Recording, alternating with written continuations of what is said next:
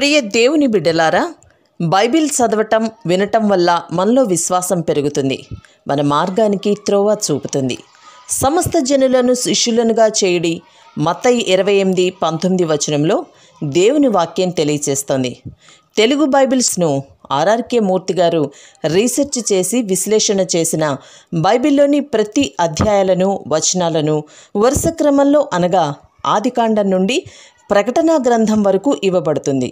ప్రతి ఒక్కరూ ఆధ్యాత్మికంగా విశ్వాసంలో బలపడి మీ జీవితంలో ఎదుర్కొంటున్న సమస్యల నుండి విడుదల పొందండి.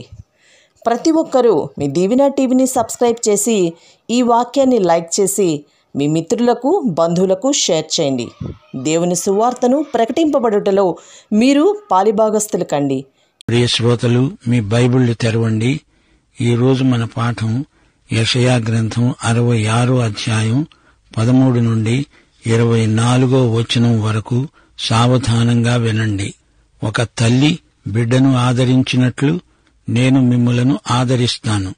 యెరూషలేములోనే మీరు ఆదరించబడతారు. మీరు చూస్తూ ఉండగానే మీ హృదయము ఉల్లసిస్తుంది. మీ ఎముకలు లేత గడ్డిలాగా బలుస్తాయి. యెహోవా హస్తబలము ఆయన సేవకుల ఎడల కనపరచబడుతుంది. ఆయన శత్రువుల ఎడల కోపము చూపుతుంది. ఆలకించండి. మహాకోపముతో ప్రతీకారము చేయడానికి, అగ్నిజ్వాలలతో గద్దించడానికి యెహోవా అగ్ని రూపముగా వస్తున్నాడు. ఆయన రథములు తుఫానుల్లాగా త్వరపడుతున్నాయి. అగ్నిచేత తన ఖడ్గము చేత శరీరులందరితో ఆయన వ్యాజ్యమాడతాడు. యెహోవా చేత అనేకులు హతులవుతారు. తోటలోనికి వెళ్లాలని మధ్య నిలుచున్న ఒకణ్ణి చూచి తమను ప్రతిష్ఠించుకుంటూ పవిత్రపరుచుకుంటున్న వారై పంది మాంసమును, హేయ వస్తువులను, పంది కొక్కులను తినేవారు ఒక్కడూ తప్పకుండా నశిస్తారు. ఇదే యెహోవా వాక్కు. వారి క్రియలు, వారి తలంపులు నాకు తెలిసే ఉన్నవి. అప్పుడు సమస్త జనములను, ఆయా భాషలు మాట్లాడే వారిని సమకూరుస్తాను. వారు వచ్చి నా మహిమను చూస్తారు. ప్రియ శ్రోతలు, వింటున్నారా? దేవుడు తల్లిలాగా వారిని ఆదరిస్తాడు, ఓదారుస్తాడు. వారి ఆలనా పాలనా దేవుడే చూస్తాడు. వారికి ఎట్టి బాధ కలగనీయడు. ఇవి గొప్ప వాగ్దానాలు, నిరీక్షణకరమైన మాటలు. ఈ హామీ వారిలో ఎంతగానో ఆశాభావాన్ని రేకెత్తించింది. వారి హృదయము ఎంతైనా ఉల్లసిస్తుంది. ఇది యెహోవా హస్తబలం, ఆయన హస్తవాసి. ఆయన సేవకులకు ఇదెంతో గొప్ప ఆదరణ. శత్రువుల ఎడల ఆయన కోపం రగులుకుంటుంది. ఆయన సేవకులకు ఎముకలలోకి సత్తువ వస్తుంది. ఎముకలు ప్రహర్షిస్తాయి, నాట్యమాడతాయి. ఆయన శత్రుశేషం ఉండనివ్వడు. శత్రువులు నిర్మూలమైపోతారు. జాతులన్నీ ఆయన ఎదట హాజరు కాక తప్పదు. మత్తయి సువార్త 25 అధ్యాయం 31-32 వచనాలు ప్రభువు ఇదే మాట అన్నాడు. తన మహిమతో మనుష్య కుమారుడు, ఆయనతో కూడా సమస్త దూతలు వచ్చేటప్పుడు ఆయన తన మహిమగల సింహాసనము మీద ఆసీనుడై ఉంటాడు. అప్పుడు సమస్త జనములు ఆయన ఎదుట పోగు చేయబడతారు. కాపరి మేకల్లో నుండి గొర్రెలను వేరుపరిచేటట్లు ఆయన వారిని వేరుపరచి తన కుడివైపున గొర్రెలను, ఎడమవైపున మేకలను నిలువబెడతాడు. ఆ రోజున అధిక సంఖ్యలో ఇశ్రాయేలీయులు తదితరులు కూడా రక్షించబడతారు. సకల జాతులు వచ్చి యెరూషలేములో దేవుణ్ణి ఆరాధిస్తారు. 19వ వచనం నుండి, నేను వారి ఎదుట ఒక సూచక క్రియను జరిగిస్తాను. వారిలో తప్పించుకున్న వారిని విలుకాండ్రైన తర్షీషు, పూలు, లూదు అనే జనుల యొద్దకు, తుబాలు, యానాను నివాసుల యొద్దకు నేను పంపుతాను. నన్ను గూర్చిన సమాచారము విననట్టి, నా మహిమను చూడనట్టి దూరద్వీపవాసుల యొద్దకు వారిని పంపుతాను. వారు జనములలో నా మహిమను ప్రకటిస్తారు.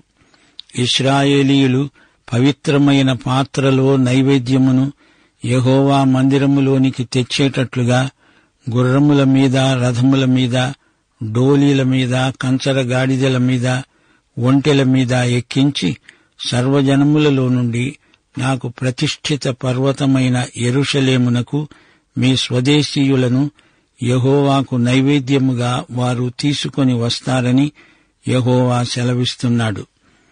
యాజకులుగాను లేవీయులుగాను ఉండడానికి నేను వారిలో కొందరిని ఏర్పరచుకుంటానని యెహోవా సెలవిస్తున్నాడు. 22వ వచనం, నేను సృజించబోయే కొత్త ఆకాశం, కొత్త భూమి నా సన్నిధిలో నిలిచేటట్లు నీ సంతతి నీ నామము నిలిచి ఉంటాయి. ఇదే యెహోవా వాక్కు. శ్రోతలు గమనించండి. ఇశ్రాయేలుకు దేవుడు చేసిన వాగ్దానాలు, వారి పట్ల దేవుని సంకల్పం నిత్యమైనవి, శాశ్వతమైనవి. అలాగే నూతన భూమి, నూతన ఆకాశము కూడా శాశ్వతమైనవి.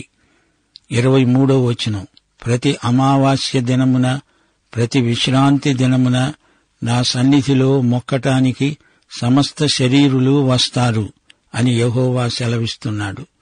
వారు పోయి నా మీద తిరుగుబాటు చేసిన వారి కళేబరములను తేరి చూస్తారు. వాటి పురుగు చావదు, అగ్ని ఆరిపోదు. అవి సమస్త శరీరులకు హేయముగా ఉంటాయి. యుగయుగాల నాటి విముక్త ప్రజలు నిత్యత్వంలో దేవుణ్ణి స్తుతిస్తాయి.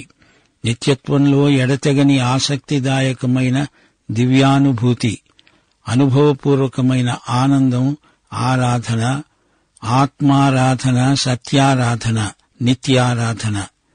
యెషయా 57వ అధ్యాయం 21వ వచనంలో చెప్పబడినట్లు దుష్టులకు నెమ్మది ఉండదని నా దేవుడు సెలవిస్తున్నాడు. క్రీస్తు నెరుగని వారికి నిత్య యాతన. ఇదే యెషయా గ్రంథానికి ఫలశ్రుతి, తుది పలుకు. వారికి శాంతి లేదు, విశ్రాంతి లేదు, తృప్తి లేదు. విశేషించి వారికి దేవుడు లేడు. ఈ గ్రంథంలో 3 సార్లు చెప్పబడిన మాట ఇదే. దుష్టులకు నెమ్మది ఉండదు, ఉండదు, ఉండదు. మత్తయి సువార్త 11వ అధ్యాయం 15వ వచనం, వినడానికి చెవులు గలవాడు వినుగాక.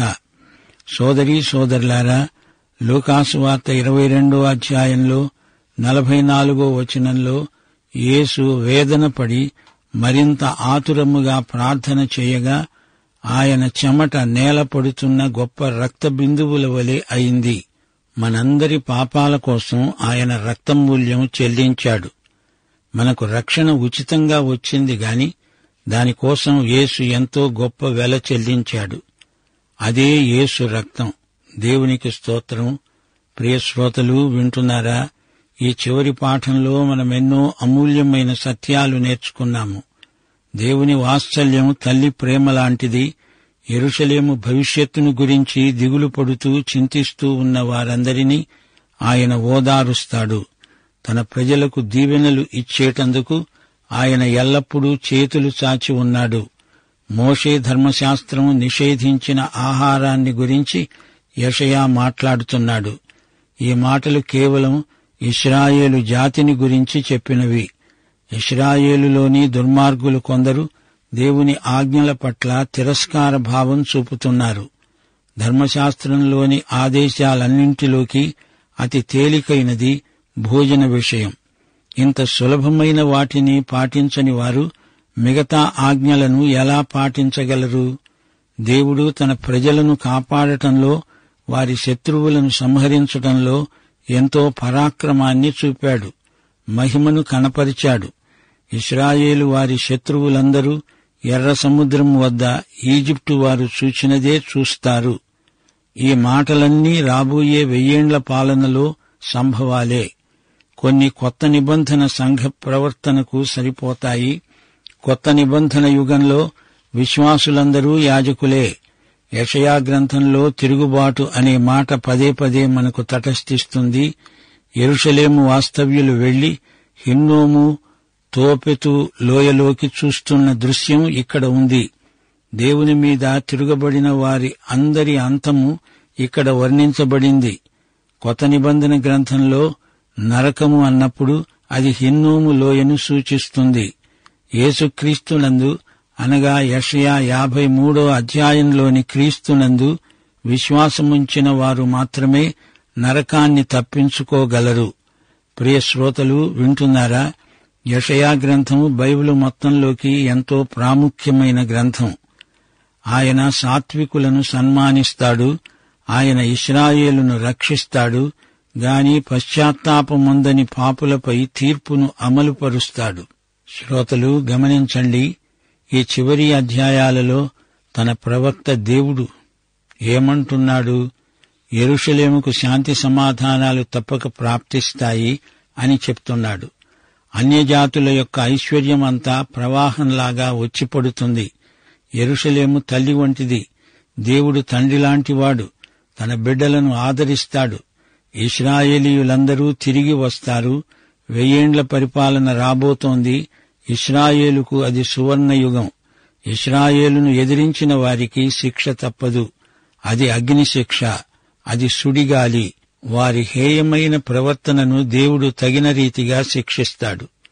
వారి విగ్రహారాధన విధానాన్ని దేవుడు ఖండిస్తాడు. వారి భోజనము కూడా దేవుని నియమాలకు వ్యతిరేకంగా ఉన్నది. నిషిద్ధమైన పంది మాంసాన్ని నైవేద్యం పెడతారు, తింటారు. పందికొక్కులను కూడా తింటారు. మెస్సియా తిరిగి వచ్చినప్పుడు సమస్త జాతుల మీదికి తీర్పు వస్తుంది. అప్పుడు లోకమంతా దేవుని మహిమను తేరి చూస్తుంది. ఇశ్రాయేలుకు దూరస్థులైన వారందరూ ఆయన తట్టు తిరుగుతారు, ఆయనను ఆరాధిస్తారు. విశ్వాసులైన ఇశ్రాయేలీయులు శేషిత జనాంగమవుతారు. వారు దూర ప్రయాణాలు చేసి దేవుని వాక్యాన్ని ప్రకటిస్తారు. అన్యజాతులకు దేవుని మహిమను ప్రచురపరుస్తారు. తర్షీషు, లిబియా, లూదియా, గ్రీసు మొదలైన దూర ప్రదేశాల్లో కూడా యెహోవా మహిమ ప్రసరిస్తుంది. అనేకులు దేవుని యందు విశ్వాసముంచిన వారై ఆలయమందు దేవుణ్ణి ఆరాధించడానికి యెరూషలేముకు వెడతారు. వారిలో కొందరు యాజకులవుతారు, లేవీయులవుతారు. ఇశ్రాయేలు ద్వారా సమస్త జాతులు ఆశీర్వదించబడతాయి. కొత్త భూమి, కొత్త ఆకాశం వస్తాయి. భూలోకమందలి జాతులన్నీ సత్య ఏక దేవుణ్ణి ఆరాధిస్తాయి. ఇశ్రాయేలు యొక్క దేవుడు మహాపరిశుద్ధుడు. ఆయన ఏకైక దేవుడు. ఆయనను నమ్మిన వారికి రక్ష, నమ్మకపోతే శిక్ష. ప్రియ శ్రోతలు, యెషయా గ్రంథాన్ని యెషయా సువార్త అనవచ్చు. యెరూషలేమును గురించిన దేవుని వాగ్దానం. ఈ పట్టణాన్ని చూస్తే మీకు ఉల్లాసం కలుగుతుంది, మీకు మంచి ఆరోగ్యం చేకూరుతుంది. దేవుని హస్తము ఆయన ప్రజల మీద ఉన్నది. ఆయన ఉగ్రత శత్రువుల మీద ఉంటుంది. ఇదంతా అందరూ చూస్తారు. 16వ వచనంలో దేవుడు లోకాన్ని అగ్నిచేత తన ఖడ్గము చేత శిక్షిస్తాడు. యెహోవా చేత హతమైన వారు అసంఖ్యాకులు. తోటలో చెట్ల చాటున విగ్రహాలున్నాయి. అక్కడ చేరి పంది మాంసముతో, పందికొక్కు మాంసముతో విందు చేసుకుంటారా? ఇదెక్కడి విడ్డూరం? నిషిద్ధమైన తిండ్లు తినవచ్చా? వారి అంతము ఎలాంటిదో చూపుతున్నాడు. అది చాలా ఘోరమైనది. దేవుడు అంటున్నాడు, వారికి నేను ఒక అద్భుత కార్యం చేసి చూపుతాను. అందులో నుంచి తప్పించుకున్న వారిని అన్యజనులకు సువార్తికులనుగా పంపుతాను. ఇక్కడ 5 జాతులు పేర్కొనబడ్డాయి. ఇంకా కొన్ని జాతులున్నాయి. దూరద్వీపవాసులు. వారు దేవుణ్ణి, ఆయన మహిమను ఎరుగరు. మెషకు, రోషు అనే ద్వీపాలు. వీరి మధ్యకు దేవుడు తన సువార్తికులను పంపుతానన్నాడు. ప్రతి జాతిలో నుండి మీ సహోదరులను సమకూర్చి తెస్తారు. వారినే దేవునికి కానుకలుగా అర్పిస్తారు. గుర్రాల మీద, రథాల మీద, డోలీల మీద, ఒంటెల మీద, కంచర గాడిదల మీద యెరూషలేముకు తెస్తారు. అది నా పరిశుద్ధ పర్వతం. అది ఆత్మల పంట. దేవునికి వారు తెచ్చే నైవేద్యములు పవిత్ర పాత్రలలో తెచ్చి అర్పిస్తారు. ఈ పాఠం ముగింపులో కొత్త భూమి, కొత్త ఆకాశం పేర్కొనబడడం గొప్ప విశేషం. శ్రోతలు జ్ఞాపకముంచుకోండి, ఇశ్రాయేలీయులు సమకూర్చబడిన వారై తమ దేశాలకు తిరిగి రావడం చాలా త్వరితంగా జరిగే సంఘటన. కానుపు నొప్పులు రాకముందే కుమారుణ్ణి ప్రసవించినట్లు జరుగుతుంది. యెరూషలేముకు సమాధానము వస్తుందని యెషయా గ్రంథంలో మరీ చెప్పబడింది. నీ క్షేమము నదివలే, నీ నీతి సముద్ర తరంగాల వలె ఉంటుంది. సంతోష సమాధానములు కలిగి మీరు తిరిగి వస్తారు. యెరూషలేములో యూదమత ప్రవిష్టుల వేషధారణను దేవుడు ఎంతగానో గద్దించాడు. నా సన్నిధిని కనబడాలని మీరు వస్తున్నారే, నా ఆవరణమును తొక్కడానికి మిమ్మును రమ్మన్న వారెవరు? మీ నైవేద్యమంతా వ్యర్థము, అసహ్యము పుట్టించే ధూపార్పణము అని దేవుడు వారినెంతో గద్దించాడు. దేవుడు వారి నుండి ఏమి కోరుతున్నాడు? యథార్థత, నిజాయితీ. దేవుణ్ణి యథార్థముగా ఆరాధించేవారు కావాలని దేవుడు కోరుతున్నాడు. యెషయా 66 అధ్యాయం 1 నుండి 6 వరకు ఒక ప్రశ్న. దేవునికి ఏ మానవుడైనా నివాస గృహము నిర్మించగలడా? సృష్టికర్త అయిన దేవునికి మానవ మాత్రుడు ఇల్లు కట్టిపెడతాడా? సమస్తము చేసినవాడు దేవుడే కదా. నీవు ఇతనితో సమానుడివి అని మీరు నన్నెవనికి సాటి చేస్తారు అని పరిశుద్ధుడు అడుగుతున్నాడు. మీ కన్నులు పైకెత్తి చూడండి, వీటిని సృజించింది ఎవరు? వీటి లెక్క చొప్పున వీటి సమూహములను బయలుదేరజేసి వీటన్నిటికీ పేర్లు పెట్టి పిలిచేవాడే గదా. తన అధిక శక్తి చేత, తనకు కలిగి ఉన్న బలాతిశయము చేత ఆయన ఒక్కటైనా విడిచిపెట్టడు. దేవుడెంత గొప్పవాడంటే ఈ భూమి తన పాదపీఠంగా ఆయన వాడుకుంటాడు. ఆయనకు ఎంత గొప్పతనమున్నా ఆయన వినయ మనస్కుల మధ్య ఉండడానికి ఇష్టపడుతున్నాడు. మహాఘనుడు, మహోన్నతుడు, పరిశుద్ధుడు, నిత్య నివాసి అయినవాడు అంటున్నాడు, నేను మహోన్నతమైన పరిశుద్ధ స్థలములలో నివసించేవాడను. అయినా వినయము గలవారి ప్రాణమును ఉజ్జీవింపచేయడానికి, నలిగిన వారి ప్రాణమును ఉజ్జీవింపచేయడానికి వినయము గలవారి వద్ద, దీన మనస్సు గలవారి వద్ద నివసిస్తున్నాను అంటున్నాడు దేవుడు. ఎవడు దీనుడై నలిగిన హృదయము గలవాడై నా మాట విని వణుకుతూ ఉంటాడో వానినే నేను దృష్టిస్తున్నాను. యెహోవా వాక్యమునకు భయపడేవారులారా, ఆయన మాట వినండి. యెషయా 66 అధ్యాయం 7 నుండి 13 వరకు ప్రసవ వేదన. ఇశ్రాయేలు రాజ్య పునరుద్ధరణ అకస్మాత్తుగా జరుగుతుంది. అది ఆనందహేతువు. శిశువు పుట్టినట్లే ఉత్సాహప్రదమైన సంఘటన. ఇశ్రాయేలు శ్రమలు ప్రసవ వేదన లాంటివి. దానికి ఫలితం మహిమ. దేవుడు వారిని తల్లిలాగా ప్రేమిస్తాడు. సమాధానము, ఆనందము వెల్లివిరిసే సందర్భమది. యెషయా 66 అధ్యాయం 14 నుండి 24 వరకు విజయోత్సాహం. దేవుడు తన శత్రువులను సమూలంగా నాశనం చేస్తాడు. అన్యజాతులను పిలిచి సమకూర్చి వారికి తన మహిమనిస్తాడు. ఇశ్రాయేలు జాతి దేవునికి పవిత్ర నివేదన అవుతుంది. యెషయా 1 అధ్యాయంలో దేవుడు ఇశ్రాయేలు జాతిలోని వేషధారణను ఎండగట్టాడు. గాని 66 అధ్యాయంలో ఇశ్రాయేలు జాతీయ పునరుద్ధరణను ప్రవచనాత్మకంగా ఎత్తిచూపుతున్నాడు. వారి ఆరాధన తనకు అంగీకారయోగ్యమైనది అంటున్నాడు. మా శ్రోతలు ముగింపులో జ్ఞాపకముంచుకోవలసిన సత్యం ఒకటి ఉంది. ఆయన వాక్యము విని వణకండి అంటున్నాడేమిటి?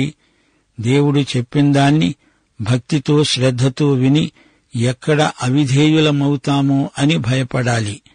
ఎజ్రా బహిరంగంగా వారి పాపాలను ఎత్తిచూపినప్పుడు యూదులు గజగజ వణికారు, ఏడ్చారు. దేవుని తీర్పు దర్శనం చూచి హబక్కూకు వణికిపోయాడు. దమస్కు మార్గంలో ప్రభువును చూచి తార్సువాడైన సౌలు అలాగే నిలువెల్లా గజగజ వణికాడు. అయితే యెహోయాకీము రాజు దేవుని వాక్యానికి వణకలేదు. పైగా వాక్యాన్ని ధ్వంసం చేయడానికి పూనుకున్నాడు. దాని మూలంగా అతడే నాశనమైపోయాడు. సామెతలు 13 అధ్యాయం 13 అంటోంది, ఆజ్ఞను తిరస్కరించేవాడు అందువలన శిక్షనొందుతాడు. ఆజ్ఞ విషయమై భయభక్తులు గలవాడు లాభము పొందుతాడు. ఫిలిప్పి 2 అధ్యాయం 12 పౌలన్నాడు, భయముతో వణకుతో మీ సొంత రక్షణను కొనసాగించండి. ఇక్కడ సొంత రక్షణ అంటే వ్యక్తిగత క్రైస్తవ జీవితం అని అర్థం. శ్రోతలు, మరో విశేషం మీ దృష్టికి తేగోరుతాము. 1 కొరింథీ 2 అధ్యాయం 9 దేవుడు తనను ప్రేమించేవారికి ఏవి సిద్ధపరిచాడో అవి కంటికి కనబడలేదు, చెవికి వినబడలేదు, మనుష్య హృదయమునకు గోచరము కాలేదు అని రాయబడి ఉన్నది. అనగా పౌలు యెషయా 64 అధ్యాయం 4వ వచనాన్ని ఉటంకిస్తున్నాడు. తన కొరకు కనిపెట్టేవాని విషయమై నీవు తప్ప తన కార్యమును సఫలము చేసే ఏ దేవుణ్ణి ఎవడూ ఏ కాలమున చూచి ఉండలేదు. అట్టి దేవుడు కలడన్న సమాచారము మనుష్యులకు వినబడలేదు. అట్టి సంగతి వారికి తెలిసి ఉండలేదు. ప్రియశ్రోత, నీవు ఈ యేసుక్రీస్తును నీ స్వకీయ రక్షకునిగా ప్రభువుగా ఎరుగుదువా? అయితే ఈ పాఠమంతా నీకోసమే. ప్రభు అయిన యేసుక్రీస్తు వారి కృప, తండ్రి అయిన దేవుని ప్రేమ, పరిశుద్ధాత్మ యొక్క అన్యోన్య సహవాసము మనకందరికీ నిత్యత్వము పర్యంతము తోడై ఉండునుగాక. ఆమేన్.